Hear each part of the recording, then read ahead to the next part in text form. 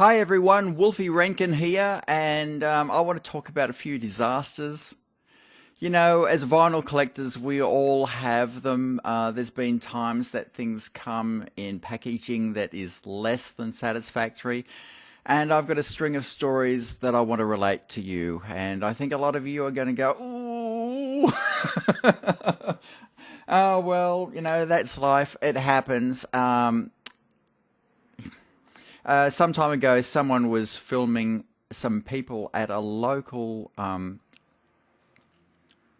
post office. They were filling a truck with items, and the guys were just throwing them in the truck as if they were nothing, you know, just having a great time. And the things were crashing around in the back of the truck.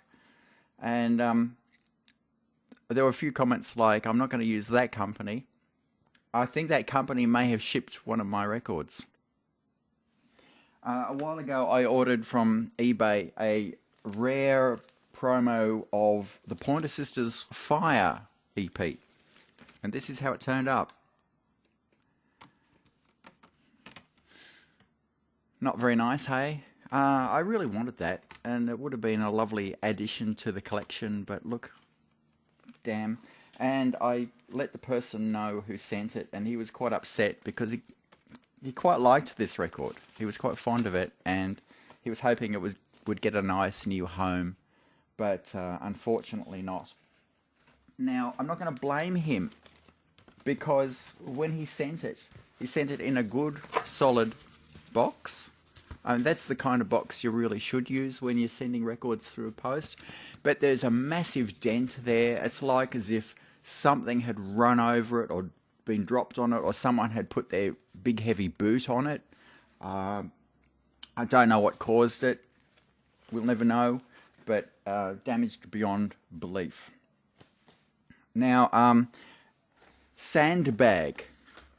Sandbag are the company that Holly Johnson's with, and they really know how to pack vinyl, which is 12-inch, 12-inch in size. You know, like it could be the singles or it could be the albums, but hey, you don't get very good points when it comes to singles or CDs.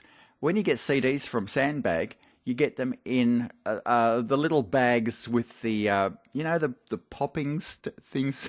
What are they called? The little bubbly things. No, don't pack them in that. Pack them in these. These are quite solid. They're okay for single CDs, but they're okay. They're not too good for CDs that have got like 5 or 6 in the one pack because they're too thick. But normally you would use these. Why they didn't, I don't know. So I'm a little bit annoyed with them for that. But worse, they don't know how to pack singles. I ordered this record, In and Out of Love. It's a rare one. It was only sort of sold at his concerts, and he had a few left over, so they put them on his webpage where you could buy them, and it turned up bent. The packaging was bent. I got on to Sandbag and I said, "Hey, you know, it was bent, but I'm going to order another one." Okay. And this one turned up, and it too had a damaged cover. And then I wrote to them. I said, "Look, guys, I really want these in good order. I want them in, you know, A1 condition. This is what I'm paying for. I'm a record collector. I want these perfect." And they said, "Okay." And I said, "Well, what I want is I want them to be packed in a 7-inch packing sleeve, and I want that put in a 12-inch packing box, all right?" And they said, "Yeah, okay, no worries." So I got them in the usual box the usual thing that they had sent it to me in the last couple of times, and I had another thing that was bent, and well, you can't get the record anymore, so I'm really quite annoyed with the whole thing. So I'm starting to doubt whether I'll ever order from Sandbag again. If things are going to keep coming damaged. Okay. Wolf Cop. I finally got my Wolf Cop stuff. But it's quite strange. When I pledged some money to give money so that they could keep making films. My my item was to be this coloured vinyl Wolf Cop album. Anyway, that was taking a while to be pressed, and I thought, okay, that's okay, I can wait. I think it was about 6 months ago. And then there was this MondoCon that was coming. It was a Texas get-together for science fiction fans. And there was going to be a record of a soundtrack of Wolf Cop released just for that. And if there were any left over, they'd be sold online, and they were. So I said, beauty, I'll get one. And this is what it looks like. So it's a really nice coloured vinyl LP. It's a red and blue splotched album, and which I suppose is to reflect the police, which makes sense. And on the back, you've got the cop as a human. Really, really nice. And it came in A1 condition, as you can see. It's perfectly fine. So I'm happy with that.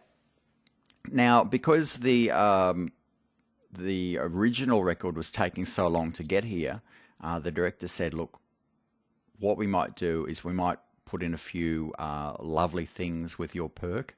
So we might throw in some signed items and some cards and something from the band and all that. Shooting Guns, by the way. Shooting Guns are, if you like metal, they're coming over to Australia soon. So all you Aussies who might be watching this, you might really get a kick out of Shooting Guns when they get here. Now, I got a package from Saskatoon in Canada, and I thought, aha, this is it. Strangely enough, it was the MondoCon record. So I've got two of them now. Apparently what had happened is, for one reason or the other, they decided the original one wasn't going to be pressed. And, that's cool. That's cool. But there was no signed items in the box, and I don't know why that was. But today I went out to the letterbox and I found, oh dear. Whatever's in that is probably damaged.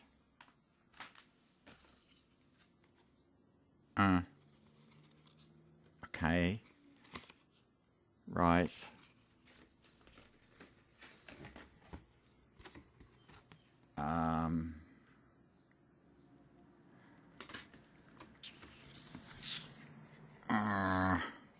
And that's the worst, really, because that's the signed one. Yes, Jet. Hello. Yeah, that's the signed one. Jet's here. So, look, in a way, I'm not really upset with the film company. I mean, they're a film company; they're not a record company. So, but yeah, that's just kind of sad. I mean, I know these were free. I didn't pay any extra for those, but I'm just a little bit sad because they would have been really lovely to have. So,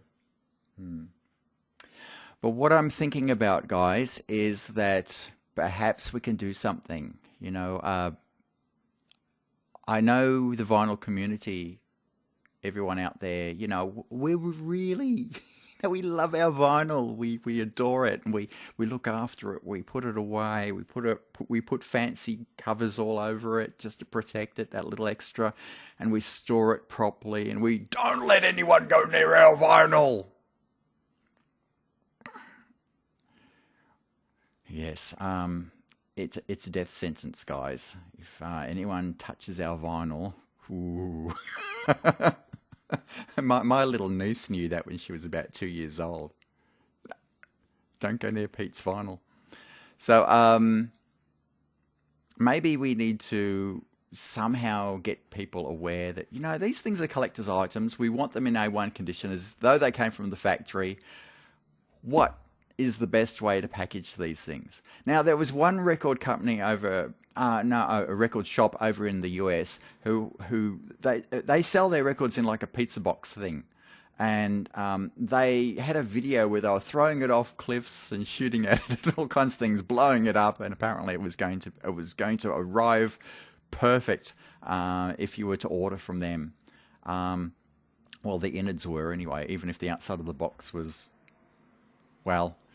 So yeah, there's some companies out there that do the best that they can. I think Amazon's really good. I think Banquet Records and Watt Records over in the UK, they do a really good job. Their records usually come in pretty solid things, and I'm happy with them. A lot of people on eBay are aware of the situation. A lot of people on Discogs are aware. I mean, they are record collectors. They're true record collectors, and they usually send things, pardon me, in the proper way. And maybe we should make a register of companies that, don't necessarily send things the way they should. I'm not really, I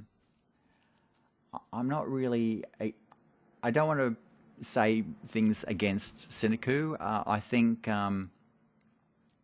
they're a film company and they've been struggling with trying to make a film, and maybe they haven't really thought it out as much as far as merchandise and things go. I'm going to let them off the hook. And they're really nice people. I think they'd sort of look at this film and they'd go, yeah, we can do that. We can change things, and we can make a note of that. And that's good. I'm not going to beat them up. But some of the record companies out there really should know better. And Sandbag, you really need to lift your game severely. The Frankie Goes to Hollywood stuff that I got, a lot of those were apparently broken on being received.